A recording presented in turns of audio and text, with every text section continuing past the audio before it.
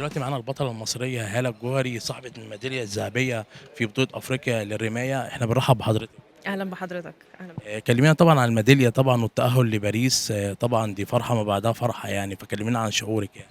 والله يعني زي ما أنت قُلت هي فرحة ما بعدها فرحة، لإن يعني الحمد لله بالنسبة لي دي مش أول Olympics أنا أتأهل لها، دي تاني واحدة. أنا كنت في طوكيو اللي فاتت، وكان بالنسبة لي إن أنا أحققها تاني، دي حاجة كانت يعني حافز أصلًا إن أنا أروح المرّة اللي فاتت وأبقى اسمي لاعبة أولمبية. لأ أنا المرّة دي مش عايزة أبقى اسمي لاعبة أولمبية، أنا عايزة أبقى لاعبة ومعاها ميدالية أولمبية زي ما اتكلمنا جوّه، وإن شاء الله في طريق قدامنا طويل. يعني الحمد لله يعني معانا دعم سواء من الاتحاد سواء من الوزارة، فكل حاجة الحمد لله متيسرة لنا، وبإذن الله الفترة الجاية هتسمعوا أخبار أحلى من اللي سمعتوها. تكريم معالي الوزير ليكم النهارده طبعا ضفة قوية جدا لتكريمكم بعد كل الميداليات اللي حصلتوا عليها والتأهل، فتقولي ايه لمعالي الوزير؟ والله أنا سعيدة جدًا بالتكريم بتاع النهارده، لإنه يعني إحنا يعني إحنا كلاعيبة فردية ما كانتش واخدة الshow ده أو واخدة المنظور ده، بس إحنا الحمد لله الدنيا بدأت تضبط معانا جدًا من ناحية الإعلام ومن ناحية الوزارة.